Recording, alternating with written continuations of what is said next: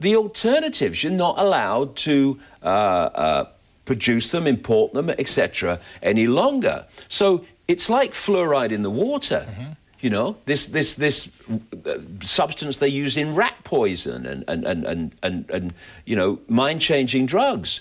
If you say, okay, we encourage you to use it, fluoride, because it's good for your teeth. It absolutely isn't. It's terrible for your teeth, not least through fluorosis. But they don't do that. They put it in your drinking water. So you haven't got a choice unless you use bottled water. And thus, why are they forcing it upon people instead of just encouraging them? Because it's the agenda to poison us and in terms of the light bulbs, there's another agenda too.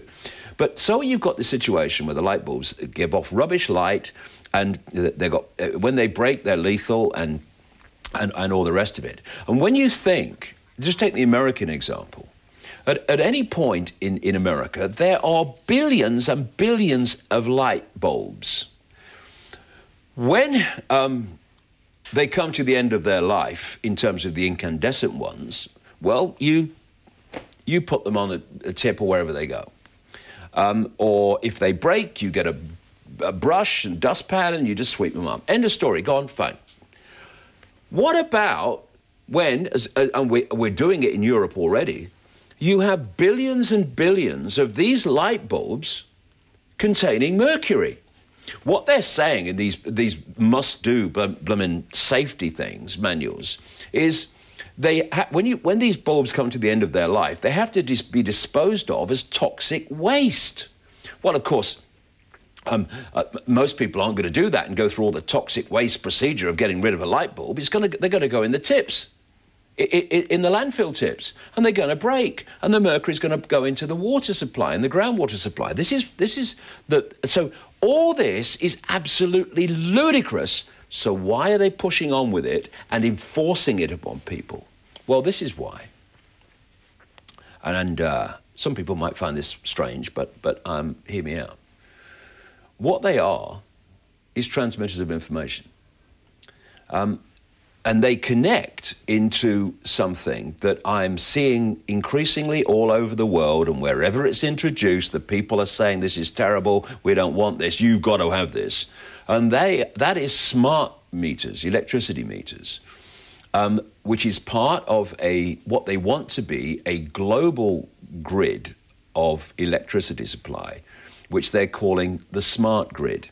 They want the smart grids in every country, and the country smart grids connecting to all the other smart grids to have a global grid. And how it works, for people who haven't come across it, and it's being enforced all over the world, not least in the European Union. They want 80% of the European Union, I think it's by 2020, with these smart meters, for reasons I'm going to come to. They create these smart meters. They generate the equivalent in your home of the wireless internet. So what is that? That's yet another field of radiation in your home and your business, which you're subjected to 24/7 once these things happen and are introduced. And this smart grid wireless internet is designed to interact with what they want to bring in, which is microchip domestic appliances like fridges and heaters and stuff like that. And this is not me, you know, I think this is happening. I am quoting their own documents, their own public documents here. They will have a situation where they can turn your heating down from a central point. You won't have any choice in that. They turn it down whenever they want. They can turn your electricity off from a distance. They can turn your fridge off. They can know when your fridge door's open. Because of the way the information field, because that's what it is, picks up things, they'll know how many people are in your house and even what rooms they're in. It's a surveillance operation, massive surveillance operation, which will feed all this information to a central point. Now, it's not just a surveillance operation, but it's most certainly that. It's also about feeding you in your home and business subliminal information within the frequency range of human brain activity, so that you take this stuff and you decode it through the electrical system of the brain, if you like, and you think you're having your own thoughts, your own perceptions, when what you're doing is reading and becoming influenced by this subliminal information. And this is where these light bulbs come in. I quote in Remember Who You Are and in my events, scientists who've done research into the effect of what they call ELF waves, extremely low frequency waves, and how they can manipulate us mentally, emotionally, and physically. There was one particular area of research into something called the woodpecker signal. People might remember this, when the Soviet Union was found to be broadcasting a signal into the United States, and it was called the woodpecker signal because it went like a woodpecker, like that.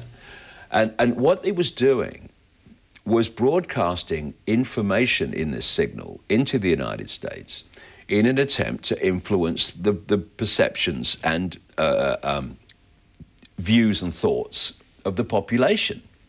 And what these scientists found is what this woodpecker signal was doing was connecting into the power grid, as they put it, being re-radiated by the power grid, given great